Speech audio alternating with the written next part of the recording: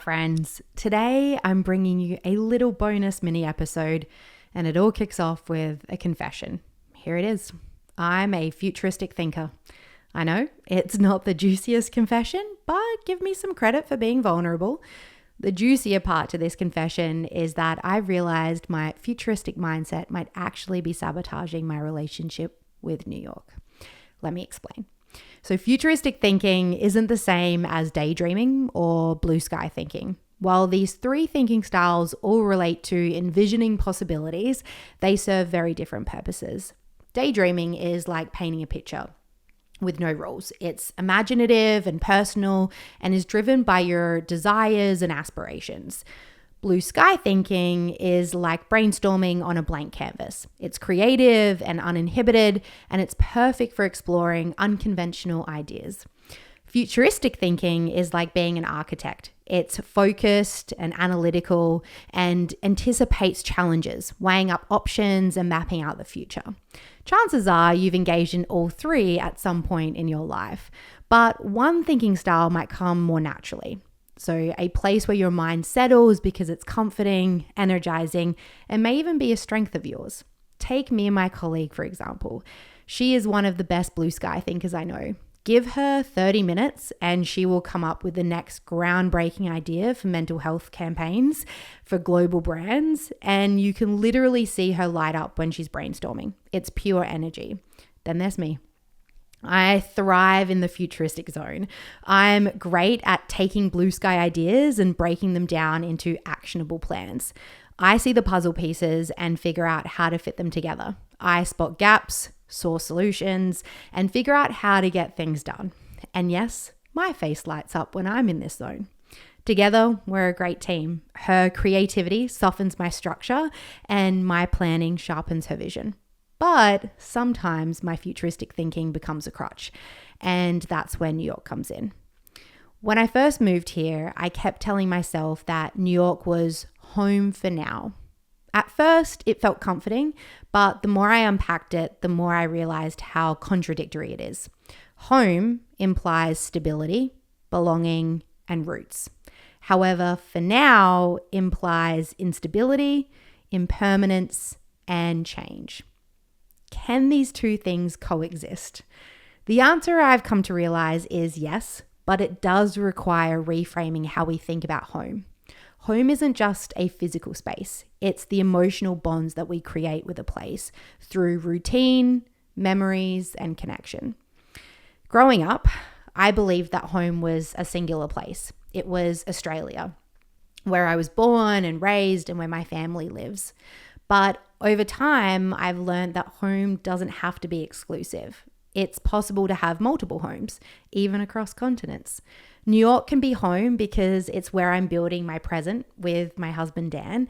And Australia can be home because it's where my roots began and where my parents remain. The key is understanding that home isn't just about geography. It's about belonging and identity. Both places can coexist as my homes, and acknowledging that has helped me embrace my time in New York more fully. When I remind myself that New York is home, not just for now, but for right now, I find myself more grounded and in the present. And when I think of Australia, I can, feel comfort in knowing that it will always be there waiting for me, even if I don't have a timeline for returning. Of course, my futuristic thinking still loves to get in the way. It sneaks into my day, my week, pulling me towards what's next. When is my next trip back to Australia? What's the long-term plan? And so the loop begins. I've also found myself using the phrase home for now with friends and family back in Australia. It often serves as a soothing balm for their worries, reassuring them that I haven't permanently severed ties to my home city or country.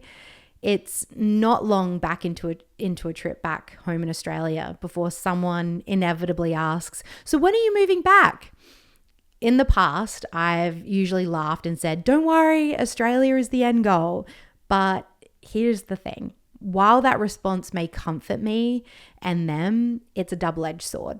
Sure, it helps anchor the idea of, future Australian roots, but it's also risking stalling the growth of what I'm trying to nurture here in New York.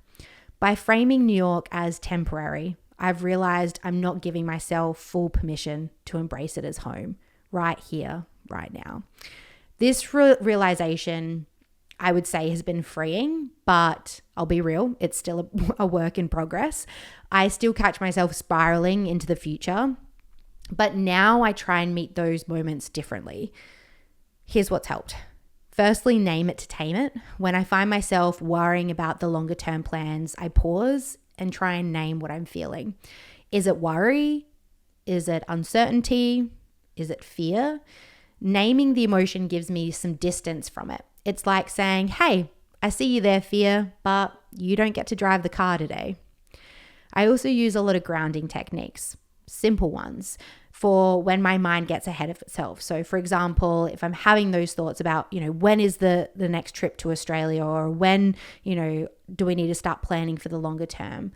I take a few deep breaths and list 3 things that I'm grateful for about New York at that moment in time. Whether it's the fall leaves in the park, the buzz of a late night dinner after a comedy show with Dan, or, the community that I am slowly building here. I also reframe the narrative. It's not about choosing between New York and Australia. I've learnt to hold both truths. I can call them both home. Thinking this way shifts my focus from what I might lose by being in one place to what am I gaining by having both. And this approach isn't about shutting down future thoughts entirely.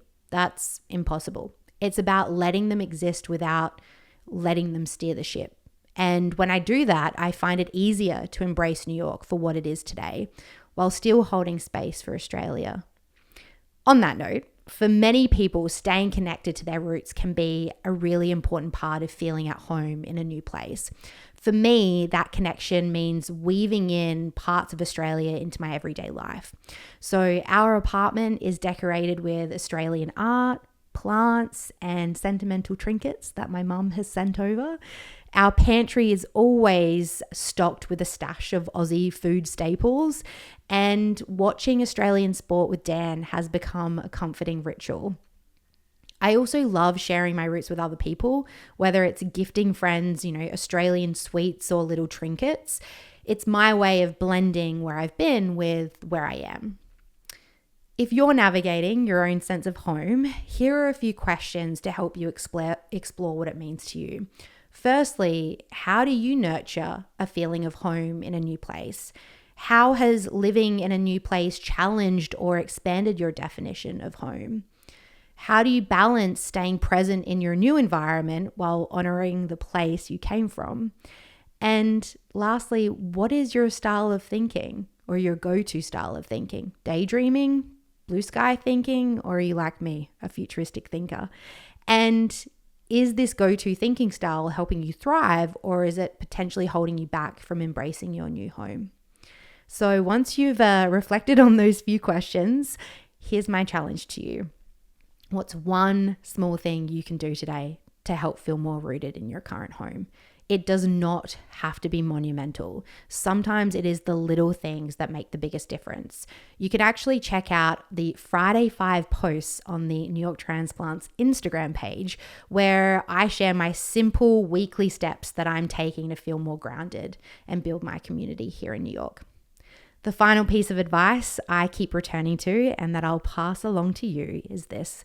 Living in the moment doesn't mean letting go of your dreams or your connection to your original home. It's about making space for both to coexist. So whether you're building a life in one city or balancing multiple homes in different places, remember this. Home is not about choosing. It's about belonging. So today, I sign off as your futuristic thinking friend and fellow transplant, Emily. Until next time, stay rooted.